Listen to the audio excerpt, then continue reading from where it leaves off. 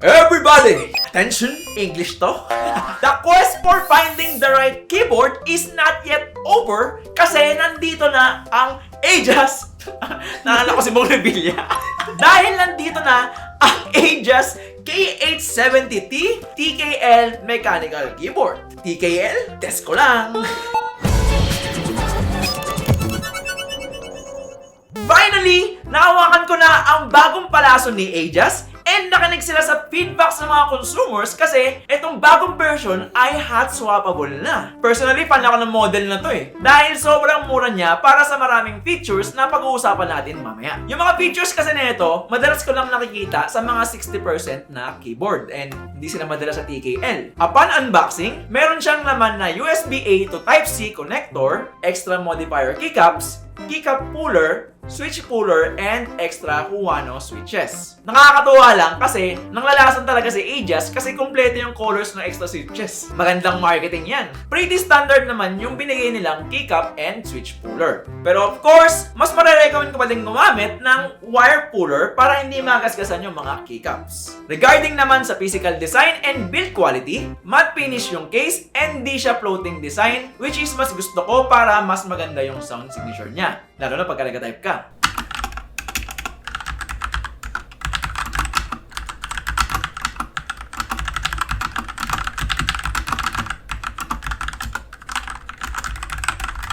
Meron na rin siyang kickstand and rubberized feet. Sturdy naman yung board and makapal yung case tsaka hindi rin siya mabigat. Ang problem lang siguro sa case niya is yung port niya kasi mahirap magpasok ng ibang cable. Bali kung balak mo mag-custom cable, kailangan medyo manipis yung Type-C connector mo para masushoot mo ng maayos. Pasok naman tayo sa keycaps niya, PBT and double shot material, so di siya kikintab sa long usage and OEM profile siya, which is standard siya para sa mga budget keyboard. Yung feel ng keycaps nito is medyo parehas ng sa K620T. Kung di mo pa napanood yung review namin sa K620T, panoorin mo na ngayon. Pero eto, shine through yung Legends. Tapos yung binanggit kong extra modifiers kanina, PBT rin pero hindi siya double shot. Sayang lang kasi hindi shine through yung extras. Pero tingin ko minsan gagamitin ko pa din to kasi maganda yung kulay and bagay siya sa white. Doon naman tayo sa stabilizers niya. Plate mounted siya, meaning hindi siya nakadikit sa PCB. Ang nakakatuwa sa Ajas is nag-a-adapt sila sa changes kasi naka-factory loop na ata halos lahat ng mga boards nila And fan ako ng loopless tabs para hindi masyadong maratel pagka pinipindot mo yung spacebar.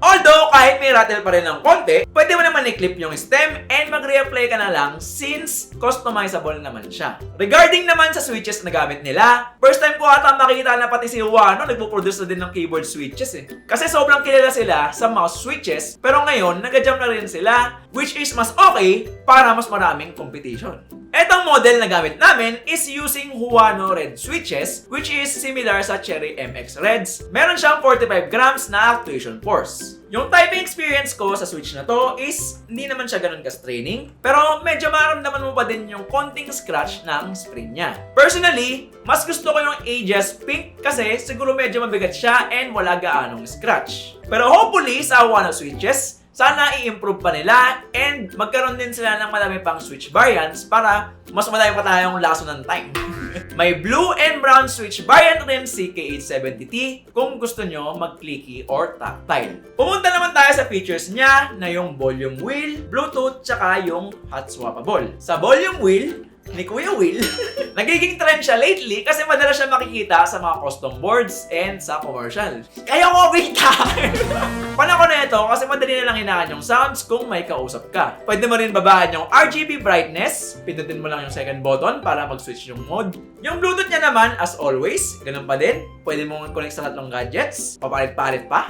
Compatible rin pala siya sa Mac and may sari-sari silang second layer na function keys. Pero syempre, as always din, hindi ko pa din siya recommended for gaming pag naka-Bluetooth. Meron siyang 2000 mAh of battery, which is enough for long usage, and so far, after 3 days, hindi pa din siya nalalobat. And lastly, yung pinakihintay ko, syempre, yung hot swappable.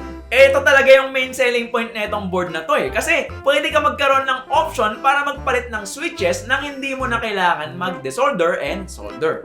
Personally, gusto ko yung hot swap. Syempre, mas mapadali yung trabaho mo kasi ikakabit mo na lang yung switch. Yung hot swap socket niya is scale, which means halos lahat ng switch pwede mo ikabit dito. Kasi may ibang hot swap socket na limited lang yung pwede, parang yung Outemo socket. Yung PCB niya pala is north facing yung orientation ng switches. And 3-pin yung connection ng switch.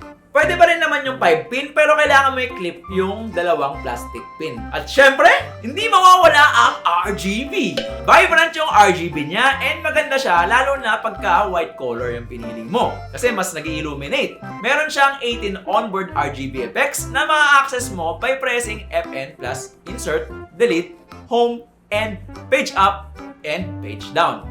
Meron din siyang dedicated light para sa certain games like FPS, MOBA, and RPG. Pero kung ayaw mo na magbibipindot, yung magkakabisado ng mga pipindutin, meron naman silang software sa website nila. Nakalink yan sa video description. Yung software na to is madali lang gamitin, pwede ka mag-customize ng keys, change ng RGB effects. Meron din gaming mode na pwedeng i-disable yung Windows key, Alt-Tab, tsaka Alt-F4. And lastly, may macro settings din. Sana meron din silang RGB settings na pwede ka mag-layer ng mga lighting kasi maganda talaga yung lighting na ito Kakaiba yung pagkaka-diffuse niya Vibrant na vibrant. Alright! Overall, mararecommend ko talaga sa inyo tong keyboard na to, lalo na if you are into Bluetooth, customizability, and swak na budget na hindi masusugatan ang inyong wallet. Hindi siya magiging walay.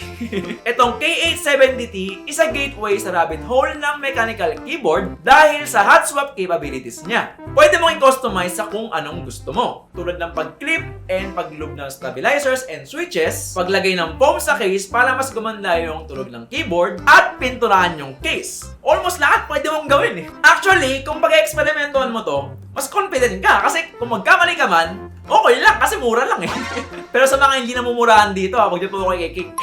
Kasi para sa mga enthusiast, murang-mura na po ang presyo nito. Okay na po ba?